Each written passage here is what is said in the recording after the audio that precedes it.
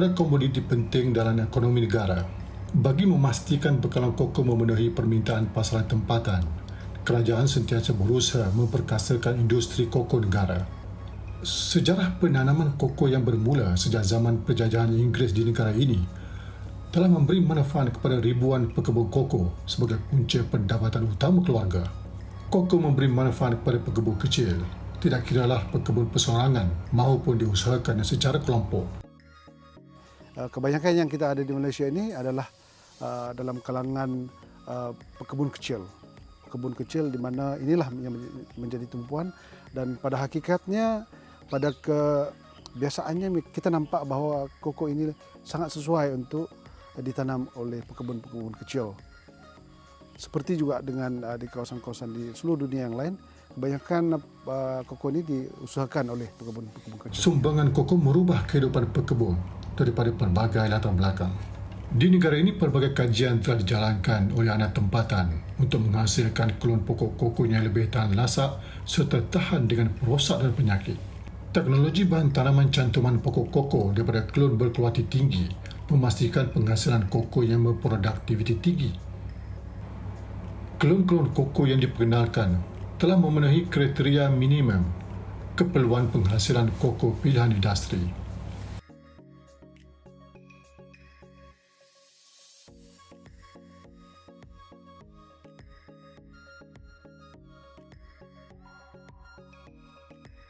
Banyak yang telah berlaku apabila sampai pada satu ketika Malaysia adalah antara pengeluar koko yang terbesar di dunia, Jadi selepas itu kita juga melalui era di mana kita telah menjadi satu daripada pengeluar proses koko seperti grinders, seperti pengeluaran koko powder, koko butter. Dan insyaAllah dalam masa akan datang ini kita melihat bahawa kita akan ke arah pengeluaran coklat yang terbaik ataupun yang penting di dunia ini. Itu kita punya sasaran ke arah itu.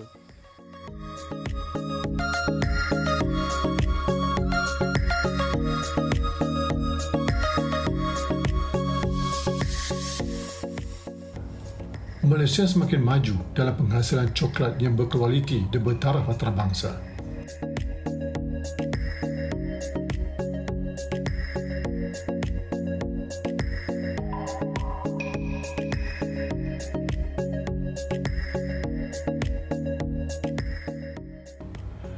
Selain proses pereraman dan pengeringan, grade kualiti biji koko sebagai bahan mentah memainkan peranan utama penghasilan koko.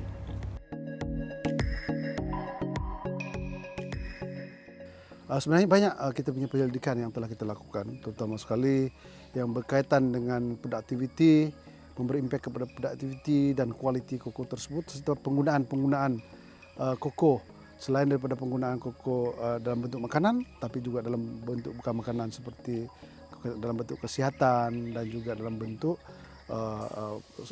solekan ataupun pharmaceutical. Tetapi apa yang penting sekali yang kita capai dari segi inovasi research ini adalah bila kita mencipta banyak ataupun melahirkan dan mengeluarkan banyak klon-klon koko yang berkualiti tinggi.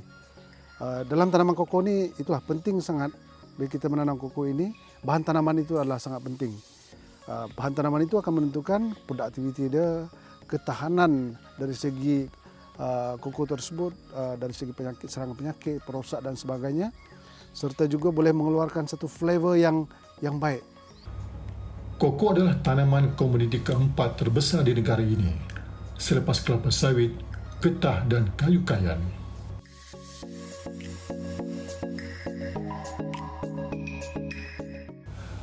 Lantaran itu, Lembaga Koko Malaysia yang ditubuhkan pada 1988 adalah agensi yang bertanggungjawab mengembangkan industri koko negara.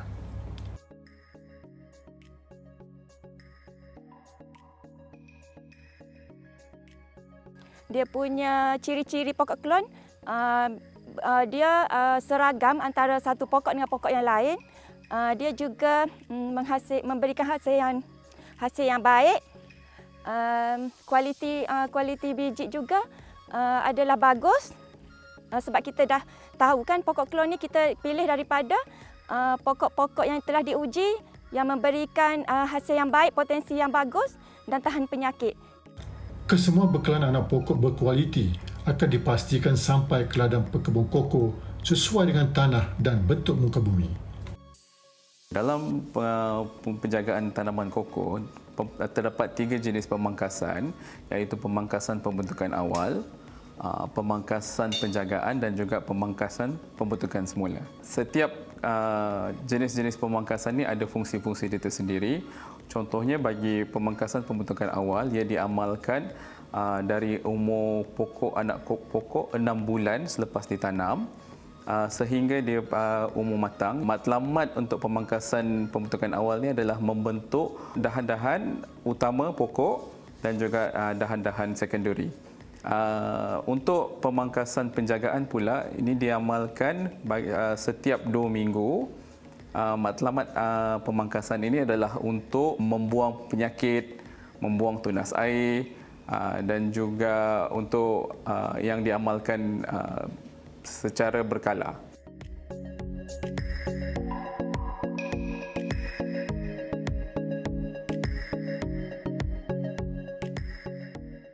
Selain itu, produktiviti pekebun kecil harus ditingkatkan bagi mendapatkan hasil koko yang terbaik.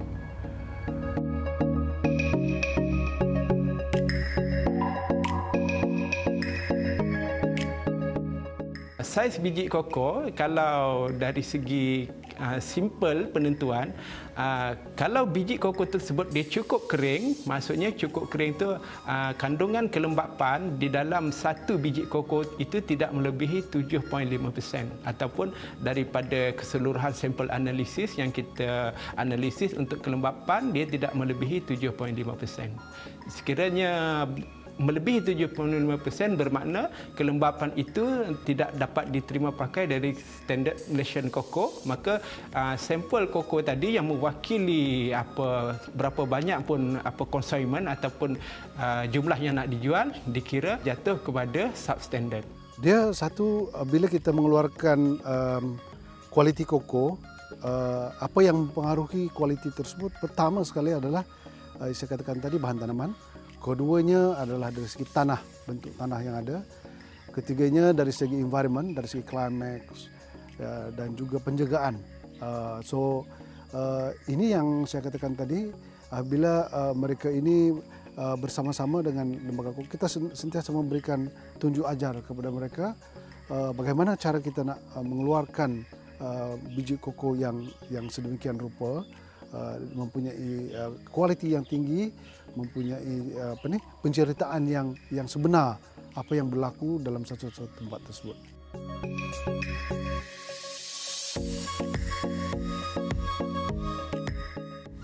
Penyelidikan dan pembangunan teras utama Lembaga Koko Malaysia.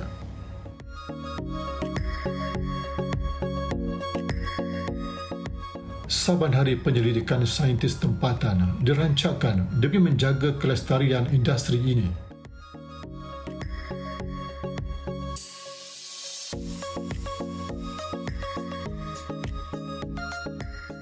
Peningkatan ini berlaku apabila berlaku penambahan dari segi buah koko tersebut. Seperti yang kita lihat di kawasan ini, kita nampak bahawa dia dah mula berbuah, dah mula berbunga sebenarnya. Ya. Jadi bunga ni bila kita bermula daripada bunga itu, kita kena pastikan bunga itu jadi sehingga dia survive ataupun dia hidup sehingga menjadi buah. Ya. Bagaimana kita nak menjadikan perkara tersebut? Kita perlu melindungi, membelai koko tersebut agar dia dapat mengeluarkan hasil itu nanti dengan penuh kebahagiaan kepada koko itu sendiri. Untuk kita membangunkan sebuah bahan tanaman, kita memang perlukan banyak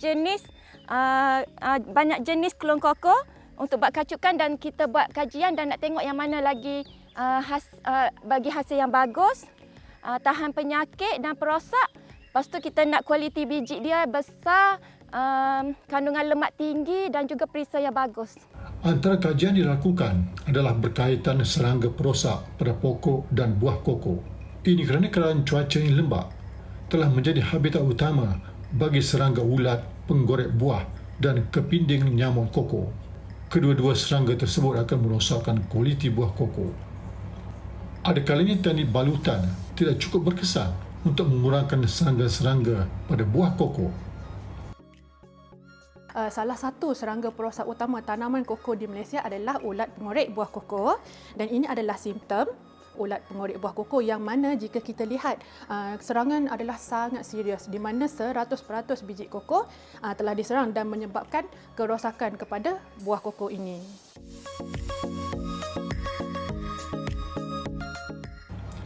Kajian sebegini penting agar pekebun dapat mengurangkan penggunaan racun serangga.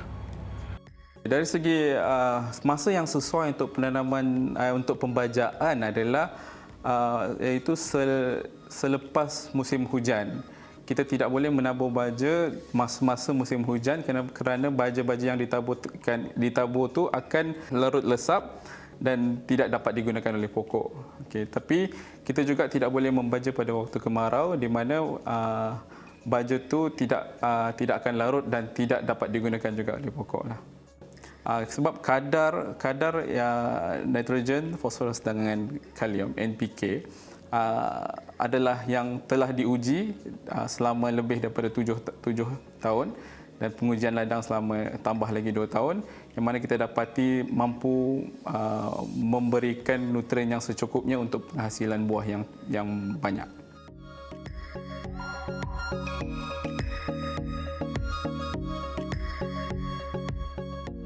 Pengaplikasian baja lebih banyak kali kita mampu baja lagi bagus. Namun pada kadar 1 kilo baja per tahun per pokok. Setiap pokok tu mendapat 1 kilo baja untuk setahun yang boleh dibahagikan kepada 3 kali menabur 3 kali atau 4 kali. Proses pemeraman dilakukan selepas buah koko dibelah dan diasingkan empulur dengan biji koko basah sebelum diperam dalam kotak cetek. Tanpa pemeraman yang baik, tak ada potensi perisa optimum koko yang berkualiti. Ini merupakan proses penting dalam menghasilkan biji koko yang mencapai piawaian antarabangsa dalam menghasilkan coklat. Pembentukan pelopor perisa koko semasa pemeraman adalah ciri utama proses pemeraman amat mustahak dilakukan. Kajian oleh Griffith menjelaskan perisa koko yang tinggi berdasarkan kepada baka sesuatu jenis koko. Tetapi ciri kandungan perisa tersebut juga dipengaruhi oleh proses pemeraman. Untuk fermentasi yang bagus, suhu mesti mencapai lebih daripada 42 darjah Celsius. So selalunya dengan petani, kita suruh dia seluk. So dia akan tahu bila rasa panas tu, tangan dia memang rasa haba lah. Untuk biji koko, ia perlu diproses daripada fermentasi atau orang kampung kata pemeraman ataupun penapaian. Kalau tanpa penapaian ataupun pemeraman ni, takkan ada perisa koko. Untuk menghasilkan biji koko kering yang bermutu tinggi, ditentukan pada keadaan mutu biji koko basah dan penggunaan kaedah teknik pemrosesan yang betul. Peringkat pengeringan koko adalah paling mustahak bagi menjamin mutu koko yang terbaik dapat dihasilkan. Tujuan pertama pengeringan ialah produk sampingan oksidasi polifenol. Tujuan pertama pengeringan ialah produk sampingan oksidasi polifenol tidak menggiatkan aktif enzim hidrolitik. Pengurangan aktiviti air dalam biji koko juga dapat merencat pertumbuhan kulat dan mikroorganisma lain dan dengan itu mengelakkan bau asing pembusukan pada biji koko. Proses pengeringan biji koko perlu dijalankan dalam kadar perlahan. Pengeringan secara segera akan membuatkan kandungan sisa asid asetik tertinggal dalam biji koko kering. Suhu pengeringan hendaklah tidak boleh melebihi 60 darjah Celsius. Pada suhu tersebut, fungsi aktiviti enzim terbantut sebelum perubahan warna coklat terbentuk pada biji koko kering. Suhu permulaan dalam proses pengeringan biji koko yang terlalu tinggi perlu dielakkan supaya tidak terjadi permukaan biji koko mengeras di mana di luar biji koko kering tetapi di sebelah dalam masih lembap. Pelbagai kajian telah dijalankan oleh Lembaga Koko Malaysia dalam menghasilkan inovasi produk koko selain daripada coklat. Saya tanam koko, saya pun belum fikir saya nak koko apa saya boleh buat, kerana ada satu chance saya pergi Taiwan. Kerana Taiwan sana dia tanam koko juga. Saya pun heran. Kerana dia sana ada monsoon, semua ada earthquake, dia pun boleh conquer itu problem. So why not Malaysian?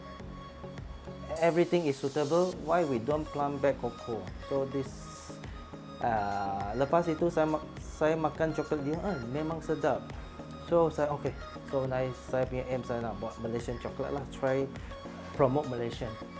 Dan kita nampak dalam 10 tahun kebelakangan ini, kita nampak bahawa peningkatan dari segi pendapatan ekspor coklat tengah berlaku pada ketika ini. Dan trennya semakin meningkat dan sebagainya. Begitu juga dengan penggunaan makanan coklat ini di Malaysia juga telah menunjukkan peningkatan yang baik. Dan untuk kehadapan, kita ke arah pengeluaran biji koko berkualiti tinggi yang berkonsepkan single origin dan juga traceable, boleh dijejaki, dan juga organik. Ya. So ini adalah apa yang kita tengah lakukan sekarang, dan kita percaya bahawa dengan sokongan kerajaan, dengan sokongan daripada industri dan petani juga pada ketika ini, kita nampak perkara ini adalah sangat relevan dan sangat signifikan yang boleh kita teruskan. Dan saya jangkakan dalam masa 5 ke 10 tahun ini, kita juga adalah akan tersenarai sebagai salah satu daripada pengeluar biji koko yang berkualiti tinggi, yang mempunyai nilai single origin, yang traceable dan juga boleh dijejaki. Ya.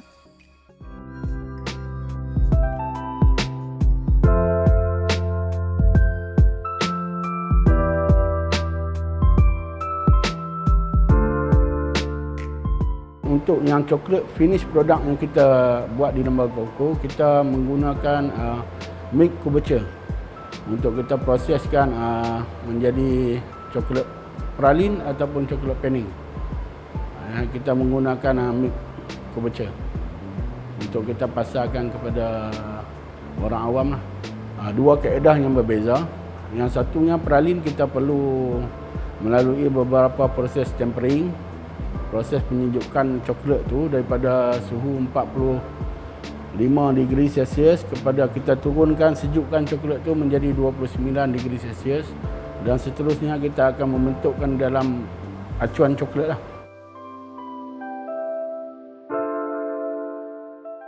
Perlu tempering, ini proses yang amat penting lah dalam untuk kita membuat coklat. Jadi disebabkan coklat yang belum disejukkan, terutamanya coklat kombucha, bila kita tidak membuat proses tempering dengan baik ataupun langsung tidak membuat proses tempering, coklat tu akan menjadi bloom. Bloom ni istilah dalam coklat lah. Jadi coklat tu akan kelihatan keputihan disebabkan kristal di dalam lemak koko dan gula yang tidak disejukkan, tidak stabil. Jadi proses tempering ini akan menstabilkan bahan-bahan dalam coklat tu dan menjadikan coklat tu, yang pentingnya dia akan menjadi coklat tu berkilat, dia senang dipatahkan, dan seterusnya coklat tu akan bila dimakan dia akan cair di dalam mulut. Dia tidak akan cair di tangan kita. Awal tahun 70-an, di mana kita hanya sebagai pengeluar biji koko. Kita ada antara pengeluar biji koko yang terbesar di dunia ketika itu. Tetapi bila kita melihat bahawa berlaku persaingan dan berlaku minat di kalangan penanam industri tersebut keluar, dan kita melihat bahawa peluang untuk menjadikan Malaysia ini sebagai satu daripada pengeluar ataupun pengisar koko, di mana kita mengeluarkan koko butter, koko powder dan sebagainya, produk-produk yang lain, maka kita telah perlu membuat polisi dan langkah-langkah ke arah itu. Itu yang kita nampak pada ketika ini, kita adalah antara pengeluar koko butter.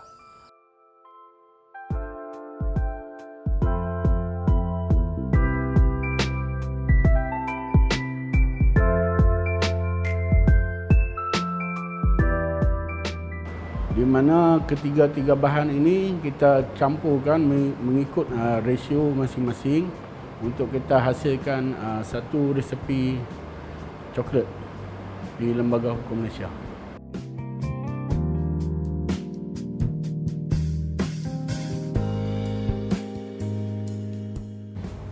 Menurut kajian kepekatan antioksida di dalam koko panas adalah 3 kali lebih kuat daripada teh hijau dan 4 hingga 5 kali lebih kuat daripada teh hitam. Ia memberi kesan positif kepada mereka yang berada dalam kemurungan atau tekanan. Bagaimanapun ia boleh menjadi negatif buat mereka yang mudah mengalami kegelisahan dan serangan kronik.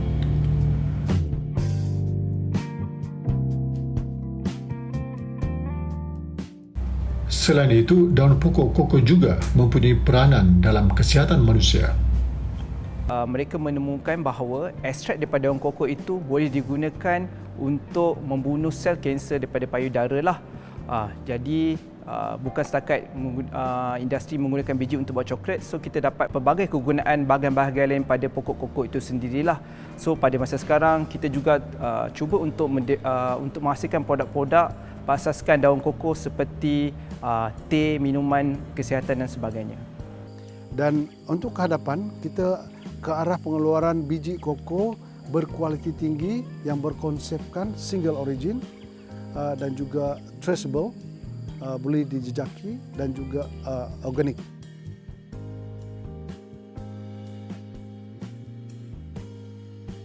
Selain itu juga, ekstrak polifenol itu boleh digunakan dalam menambah baik produk-produk makanan seperti penghasilan coklat tinggi antioksida dan sebagainya.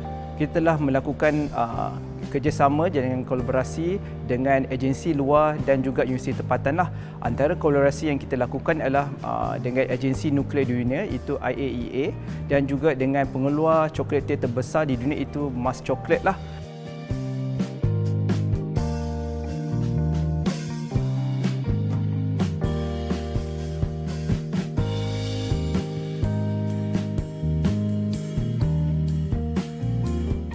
Lembaga Koko ada buat coklat yang resepi, pelbagai resepi lah.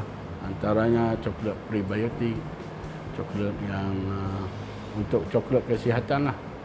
Dan sekarang insya-Allah sedikit masa hari lagi kita akan producekan inti coklat yang sekarang dalam proses penyelidikan lagi lah untuk kita lebih berdaya maju dalam industri coklat ni lah.